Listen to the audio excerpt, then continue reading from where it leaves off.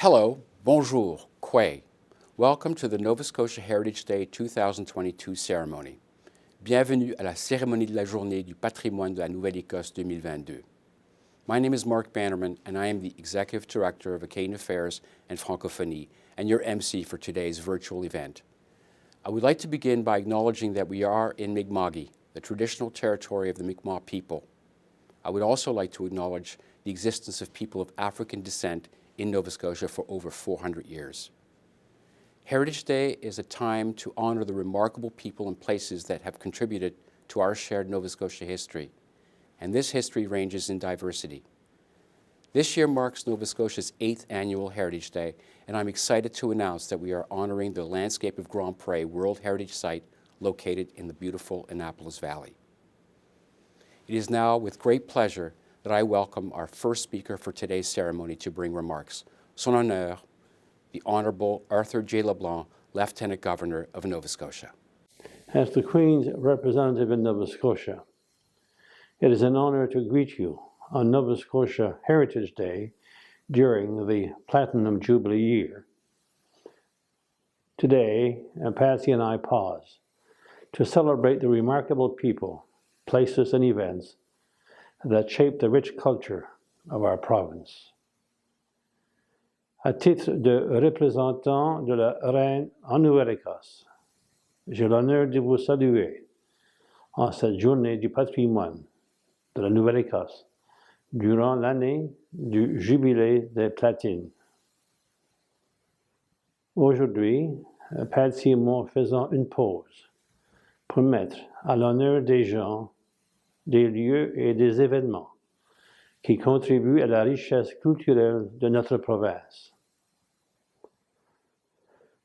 Nova Scotia Heritage Day was established in 2013 as an annual reminder of our storied past. Each year, an individual, community, or location that embodies our collective identity is selected as an honoree.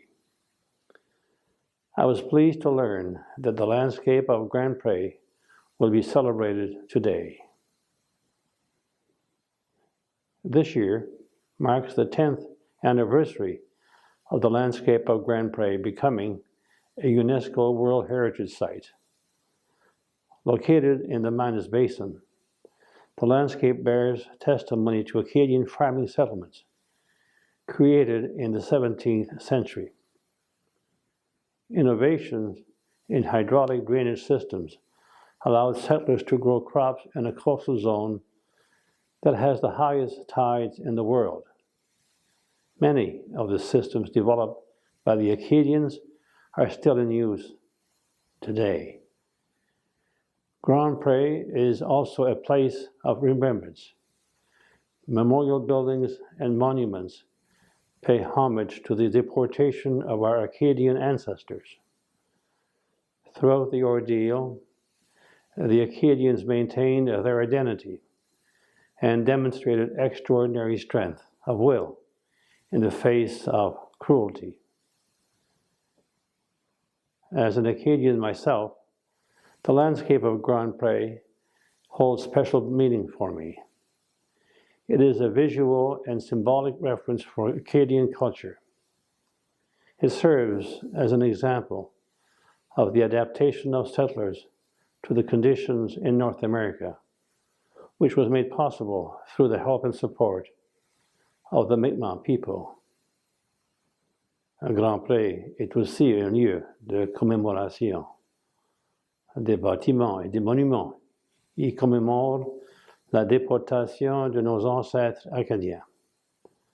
Durant cette grande épreuve, les Acadiens ont conservé leur identité et fait preuve d'une force de caractère extraordinaire devant tant de cruauté. Étant moi-même acadien, le paysage de Grand-Pré a une signification spéciale pour moi. Il est un point de référence visuel et symbolique pour la culture acadienne.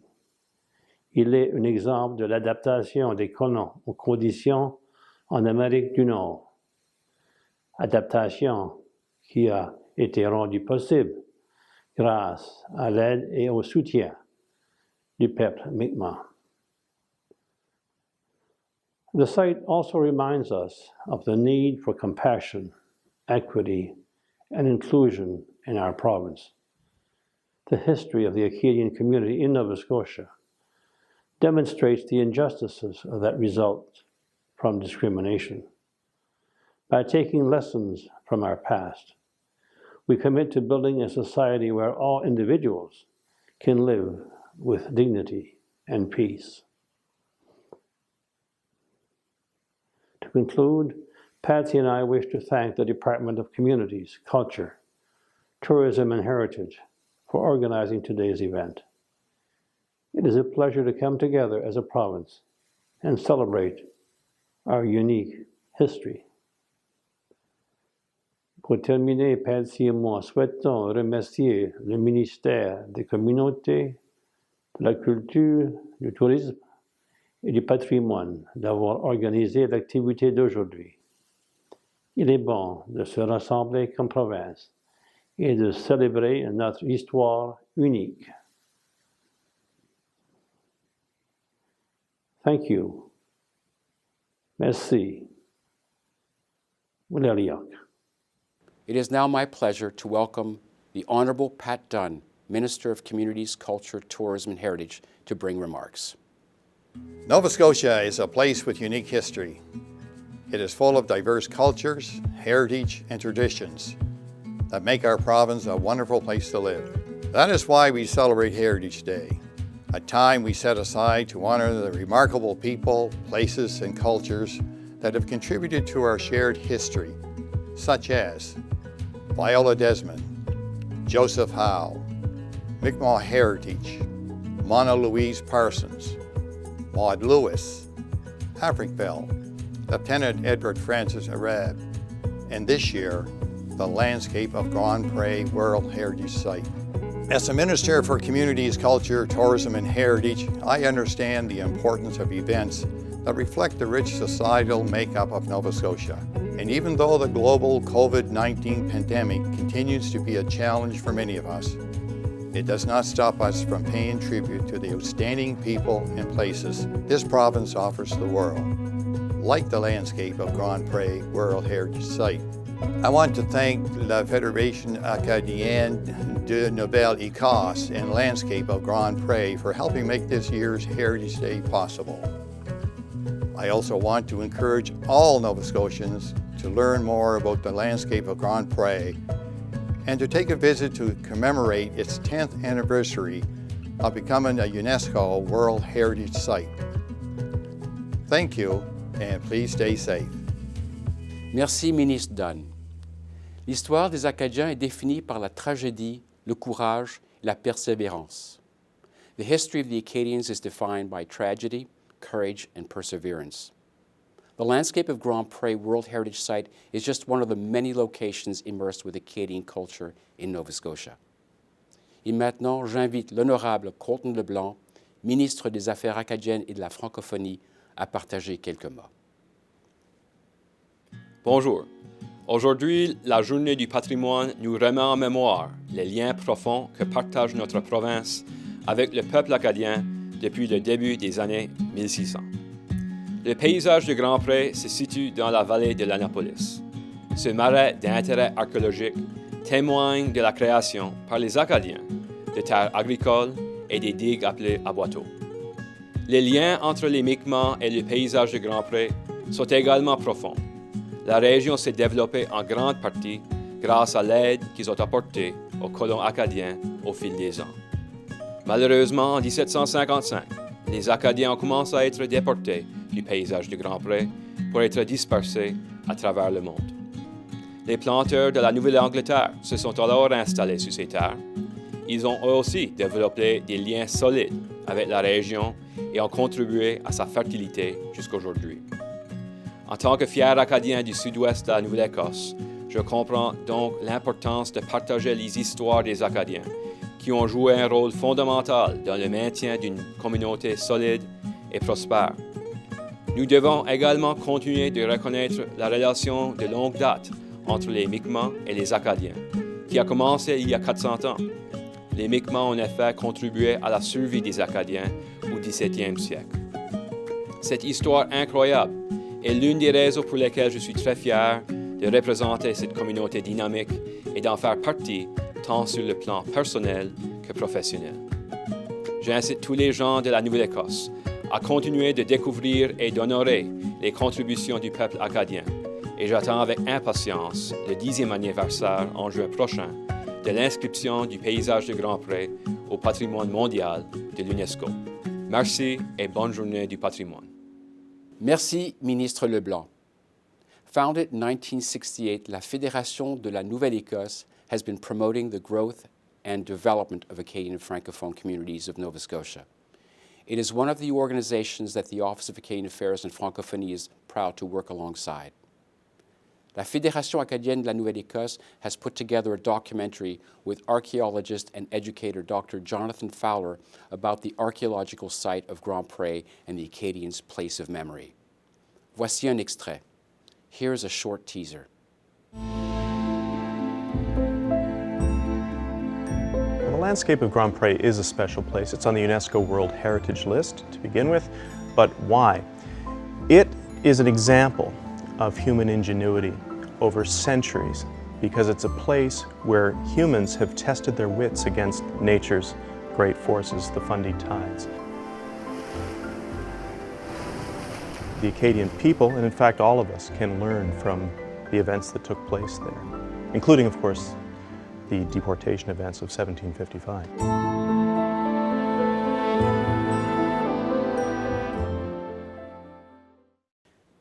This is full of incredible information. I encourage everyone to watch the full video at heritageday.novascotia.ca, where you will find a link to the full documentary.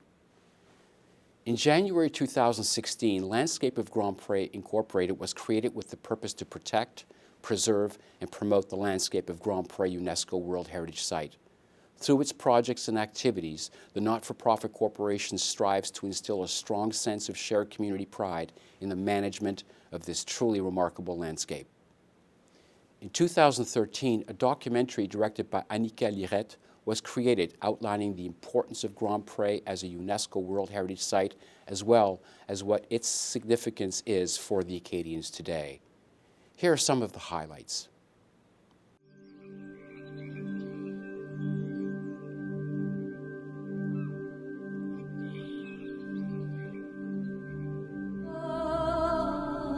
Landscape of Grand-Pré in the list of World Heritage.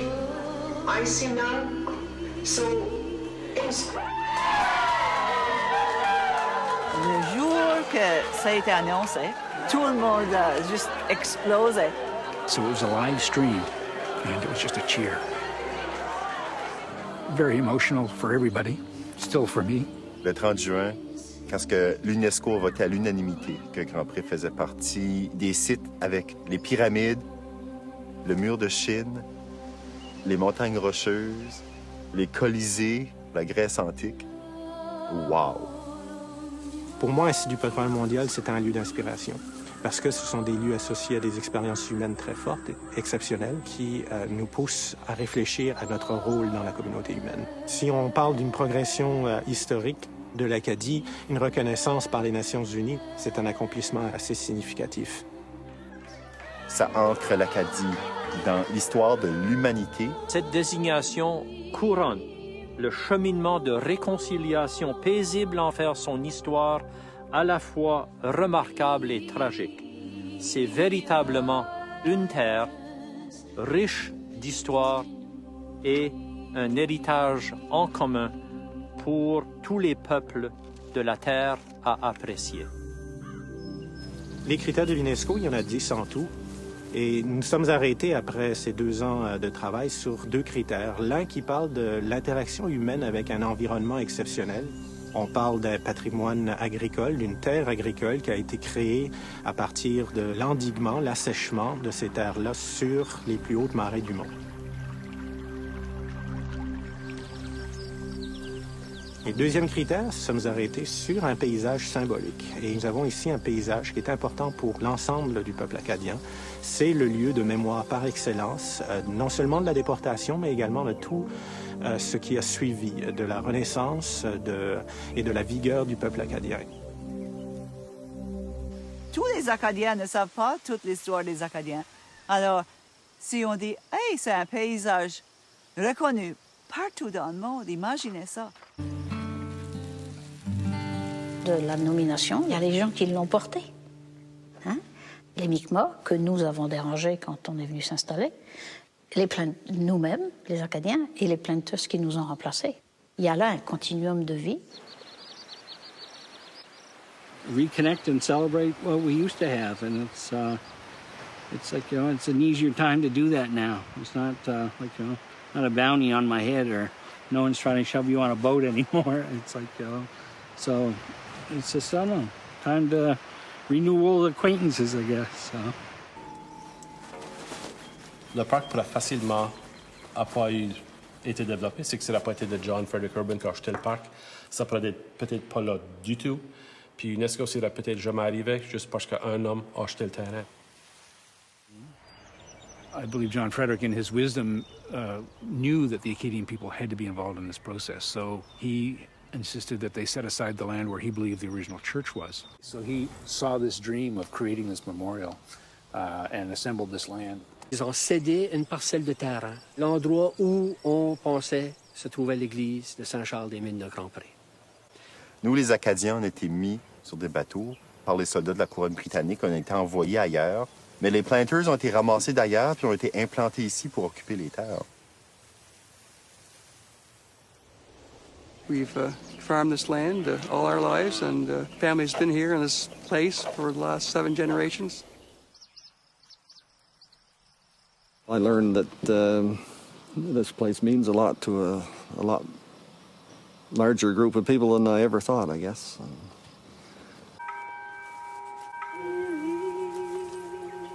If we want to have interaction between cultures, then we need to talk to one another.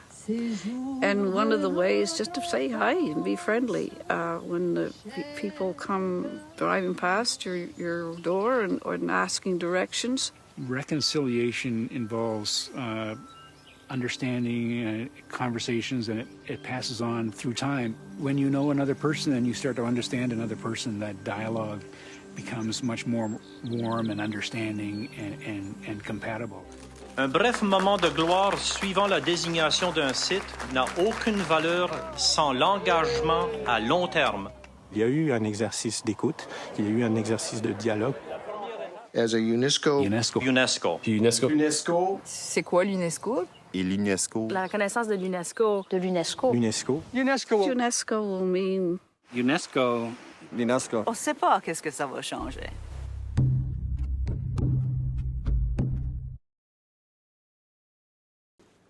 Thank you for sharing. More information will be coming soon regarding the 10th anniversary of the landscape of Grand-Pré becoming a UNESCO World Heritage Site. That information will be available at landscapeofgrandpré.ca. Je tiens à remercier la FAN et le paysage du Grand-Pré pour leur dévouement et leur grand travail pour préserver, promouvoir et maintenir l'esprit des communautés acadiennes et francophones. Before our virtual ceremony comes to a close, I would like to thank La Fan and the Landscape of Grand-Pré, Inc. for their dedication and endless work that they do to preserve, promote, and maintain the spirit of Acadian and Francophone communities. I would also like to thank the team at the Department of Communities, Culture, Tourism, and Heritage, as well as the team at the Office of Acadian Affairs and Francophonie, who worked hard behind the scenes to make today's celebration possible. Merci à tous les Néo-Écossais et Néo-Écossaises de toute la province qui continuent de reconnaître, d'appuyer, de saluer et de célébrer la Journée du patrimoine. Thank you to all Nova Scotians from across the province who continue to acknowledge, support, recognize, and celebrate Heritage Day. To learn more about this year's honoree, please visit our website at heritageday.novascotia.ca, where you will find additional information and resources about the landscape of Grand-Pré, as well as past honorees. Merci, and thank you, and have a great Heritage Day.